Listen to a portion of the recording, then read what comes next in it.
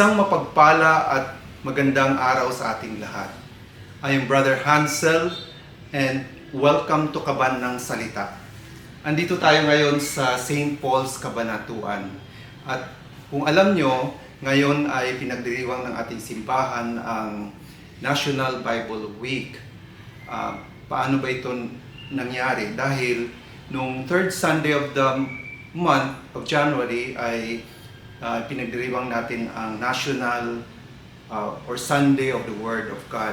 Na-declare ito ni Pope Francis.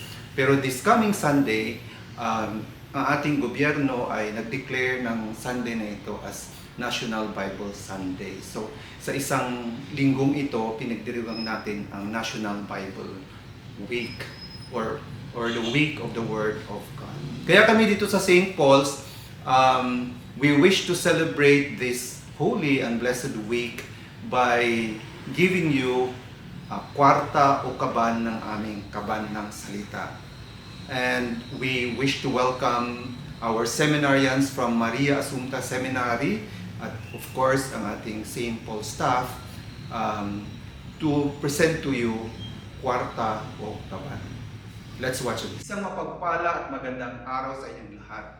Andito tayo ngayon sa Maria Assumpta Seminary at nakipag-collaborate ang St. Paul's Seminary na ito upang ma-celebrate natin ang National Bible Sunday. Actually, sa third Sunday ng January ay sineselebrate natin ang Sunday of the Word. Dineclare ito ni Pope Francis. Pero dito sa Philippines, ang fourth Sunday of January ay declared ng government na National Bible Sunday. Kaya to celebrate our National Bible Week, we are going to present to you kwarta o kaban ng salita. Palakpak naman dyan. Meron tayong apat na seminarians from, sa sinabi ko kanina, Maria Assumpta Seminary. At sila ay aking mga estudyante sa Gospels, kaya mukhang ano na to sila, expert na sa Gospels. But no, introduction lang ito, parang patikin lang, kasi hindi pa talaga kami nag-take up ng Gospels. Actually, mga stock knowledge lang nila ito. Meron kami mga introduction, pero hindi pa talaga kami nag-verse by verse. So dito sa kwarta o kaban, makikita natin ang kanilang stock knowledge. Pagalingan ng memory ito at ng tagisan ng memory recall. Sino ang maka-answer, meron siyang 100 pesos, 100 points per correct answer. Kung hindi naman tama yung unang answer, ay pwedeng i-steal ng another team at 50 points or 50 pesos. Meron tayong 10 questions lang. Ang isa pa niyan ay trivia. At pag malilikom na itong lahat, itututal natin ang kanilang mga napanalunan per question. Kung sino ang may mas maraming nalikom, siya ang panalo. Siya yung declare natin ng Bible Quiz Champion. Meron silang price nila, meron silang 1,000 pesos. Yes. At may gift certificate galing sa St. Paul's. Yung runner-up at yung nanalo. Kanina, bato-bato pick na sila. So, ang Team James, will you please introduce your Team James? Ang mauna niyan, your name and your year. We are Team James po. I am Mark Lapitan po and this is Kuya Ralph. We are both second year college of Maria Assumpta Seminary. At ito naman dalawa ay Team John. Magandang araw po sa inyong lahat. I am Jenner Dalacat. I am third year college. I am together with Seminarian Mel Jr. Sabado, second year college. Okay, so ready na ba kayo? Ready na! So welcome to Kwarto Kaban ng Salita. You may sit down.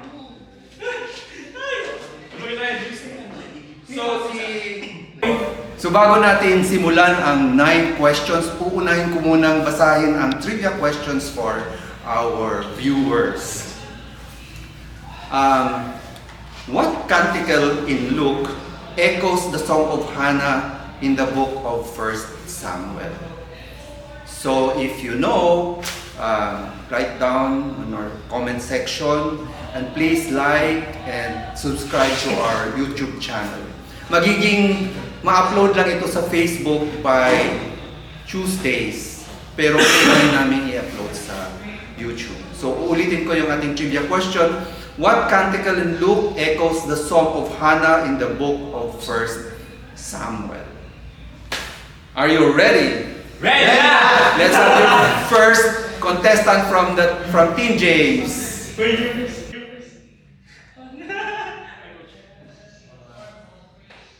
Ang easy round ay multiple choice, kaya huwag kayong kabahan. Simple lang, di ba? Ang ating mga questions, mayroong 3 easy, 3 average, at may 3 difficult. At ang first round ay multiple choice.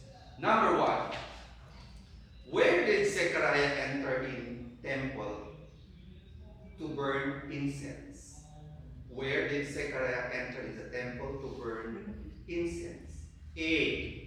Court of men. B. Sanctuary. C. Altar of offering. Ulitin ko. A. Court of men. B. Sanctuary. C. Altar of offering. Go. Letter B po, sanctuary. Sanctuary of the Lord, letter B is correct.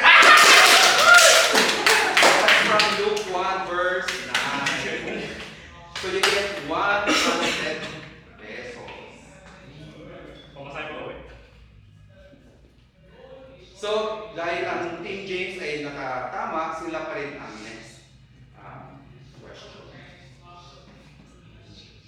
When Jesus was born, who declared a decree that the whole world would be enrolled?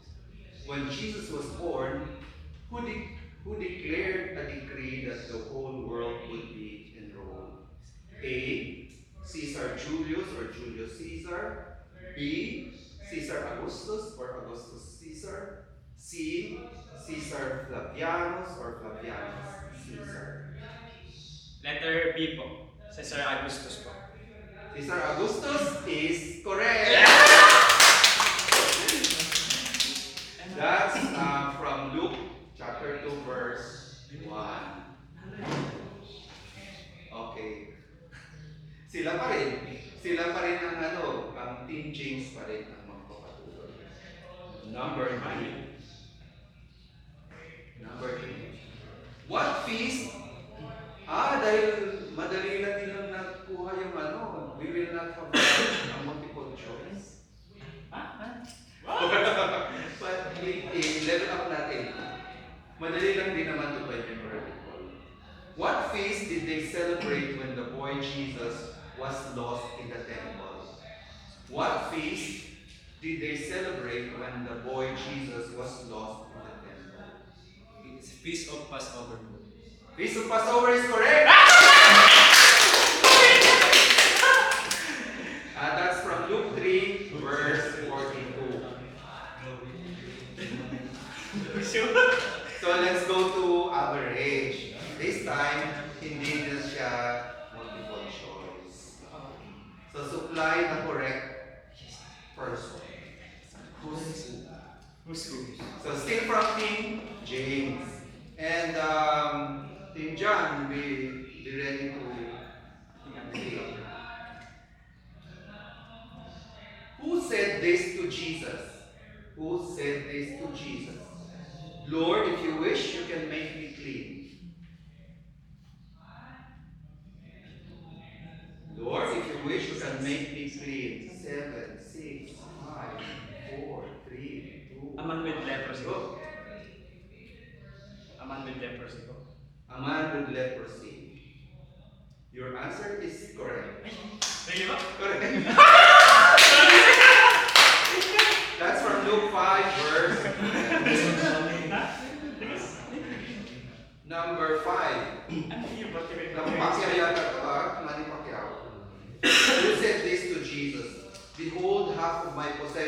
I shall give to the poor. And if I have extorted anything from anyone, I shall repay it 4 times over.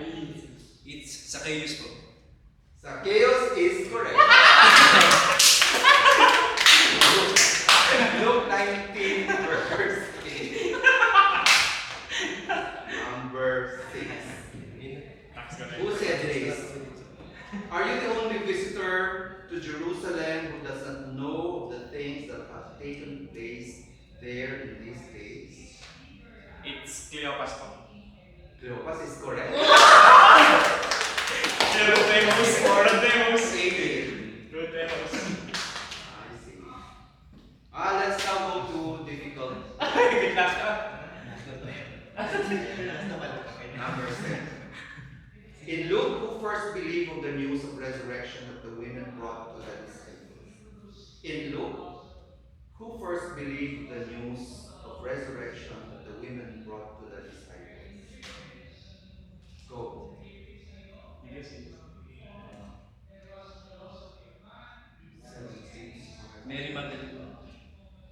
The answer is wrong. Okay, before the stealing, let's open the kaban.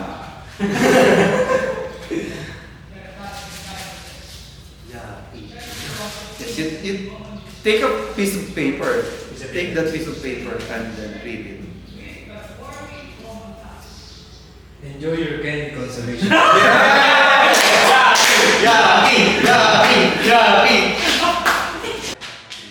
So, Team John, you can now steal the question. Okay. In Luke, please come to the. In Luke, who first believed of the news of resurrection that the women brought to the disciples?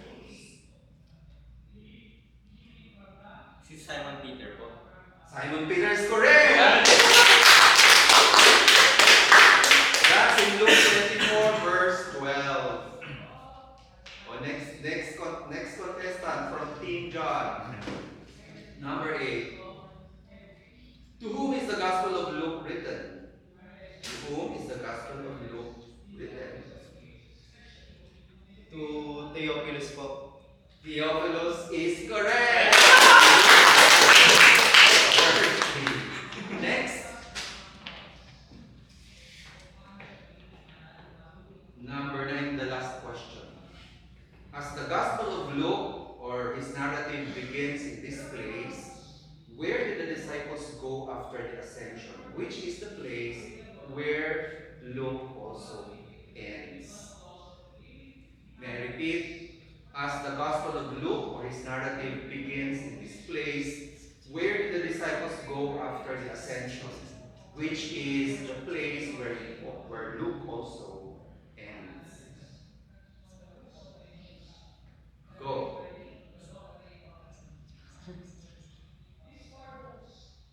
In Jerusalem po. Jerusalem is correct. Luke 24:52. No, after the ascension, the disciples returned with great joy to Jerusalem. And Luke also begins with the announcement of the birth of John in the sanctuary of the temple in Jerusalem. So let's go back to our trivia question. What canticle in Luke echoes the song of Hannah in the book of the first of First Samuel? Any guess from Team John?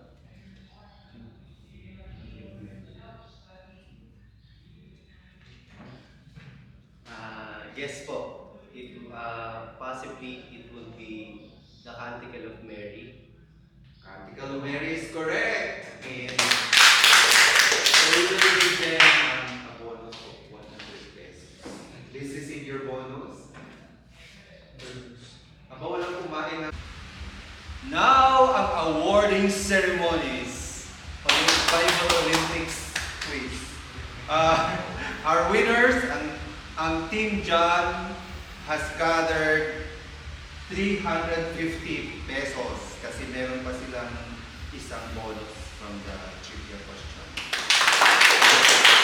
And our Team James garnered 600 pesos.